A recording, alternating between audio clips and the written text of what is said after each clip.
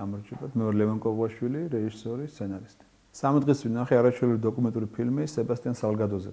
ძალიან ცნობილ ფოტოგრაფის ვიმ ვენდერსის ფილმი, ქვია დედამიწის მარილი. არაჩვეულებრივი ფილმია გენიალური ფოტოგრაფზე და მის ცხოვრებაზე ძალიან იმოქმედა ემოციურად, რასაც ყველას ურჩევ თუ გექნება შესაძლებლობა ნახეთ. ამას წინათ ნახე ასევე კიდევ ერთხელ დოკუმენტური ფილმი რობერტ ოლტმანზე, ასევე ქვია რობერტ ოლტმან.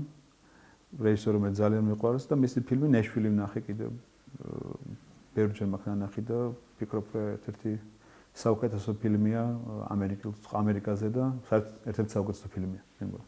ცოტა ხნის წინ წავიკითხე, შემთხვევით შემხვდა, არ ვაპირებდი და რილკეს წერილებია სეზანზე და ძალიან საინტერესო არის. აი როგორ თქვა არჩევს რილკე სეზანის მუშაობას და თქვა ძალიან მნიშვნელოვანი რაღაცა არის, რაც წავიკითხე, სეზანი ძალიან მიყვარს, საერთოდ ერთ-ერთი ჩემი საყვარელი ხატვარია და რილკე როგორ ხსნის, რატომ მუშაობს, როგორ მუშაობს, მე მგონი ძალიან აი სისადავე და ეს შემართება როგორთაც სეზანი, ამავე დროს რაღაცნაირი უბრალოება და სიღრმე ძალიან იმოქმედა ჩემს ძალიან საინტერესოა. ჩემ შულს ერთად როცა გზავრო მანქანით უსმენთ ნიაზ დიასამიძეს, იმიტომ რომ ორივეს გვიყვარდა და ჩემთვის განსაკუთრებით რაღაცები აქვს და მართლმეინებს ნიაზის დისკს. თუ მარტო ვარ ხოლმე, მაგ გლენ გულდის შესრულებით ბახი და ძირითადად მაგას ვსმენ. რამოდენიმე ქალაქი არის, სადაც გამემართა და მოვხვდი და ყველას ურჩევდი. რომი, ლონდონი, სანქტ-პეტერბურგი, ნიუ-იორკი, ტოკიო. ბოლო ფულს გადავიხდი რაღაც მოგზაურობაში. ვერთობი იმ ადამიანებთან ურთიერთობით, რომელთანაც მიყვარს ურთიერთობა. ოჯახში ვერთობი ძალიან კარგად და მიყვარს მაგათთან ყოფნა, ქალაქგარეთ ყველაზე მეტად. თბილისი ისეა დამახინჯებული, რომ სამწუხაროდ ძალიან რთულია უკვე ტურისტ ურჩიო საწავიდეს, იმიტომ რომ ფაქტობრივად აღარ დარჩა უბანი, სადაც ჩვენ უგემოვნოთ არ ჩავერიეთ რა. მე მგონი ძალიან მალე თბილისი როგორც აგეთი კარგი ქალაქი, რომელიც არსებობდა და ფაქტობრივად აღარ იარსებობს მეგეთი შეგრძნობა მაქვს. რა ძირითადად და სტანდარტული რაღაცა ფიროსმანი ნახოს ეროვნულ მუზეუმში და რა ვიცი შეიძლება რაღაც ვერაზე და რაღაც სადღაც და პლეხანოვზე და რაღაცა დარჩენილია კიდე სოლდაკში ადგილები ისინი ნახოს კიდე საბჭოთა უბნები თქვა ვარკეთილი თემკა რომელიც ასევე საინტერესოა ძუბეძეს დასახლება ხო ესეთი რაღაცები რაც სხვაგან არ არის ხო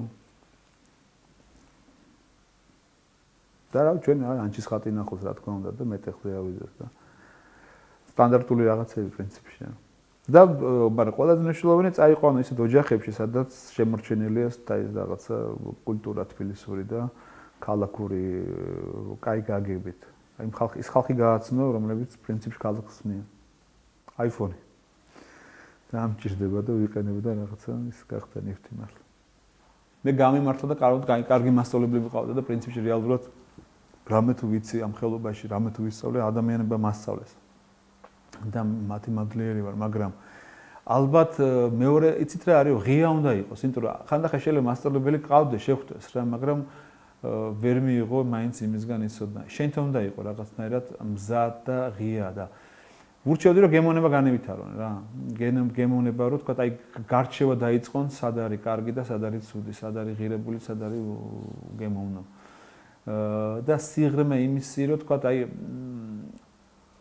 მაინც აი ღრმა აზროვნება გვაკლია ყველაზე მეტად ძალიან მაგას ასე ვფიქრობ რა რომ აი ღრმა აზროვნების სწავლა რომ თქვა აი საქმეში ზედაპირულად არ დაგმაყოფილდნენ რა იგივე პროფესიის დაუფლებაში რა იმიტომ რომ პროფესია როგორი რაღაცა თანამედროვე ხა ცოტა გრძელი პასუხი გამომივიდა მაგრამ ძალიან ხშირად დღეს თანამედროვე იგივე კინოშიც არის რაღაც ძალიან დიდი კონიუნქტურა რა ჩვენ გონია რომ ცენზურა აღარ არსებობს მაგრამ ცენზურა რეალურად დარჩა არის კონიუნქტურა თქვა და რასელოდებიან ფესტივალები როგორ კინოსელოდებიან როგორი უნდა იყოს ხო და ძალიან ხშირად არის ცნობა რომ გააკეთო ისეთი კინო რომელიც რაღაცნაირად უფრო წავა სადღაც მაგრამ თავარი აკეთო ის კინო რომელიც მართლა შენთვის ღირებული არის და იმ სათქმელში იყო გულწრფელი და აი ამისკენ რო წახვიდე რაღაცნაირად აი სიღრმისეული აზროვნება უნდა კონდეს რომ თქვა აი უცებ ზედაპირულზე არ დათანხმდე რა აი სულ შენ თავზე მუშაობა და განვითარება განათლების გემოვნების და ამავე დროს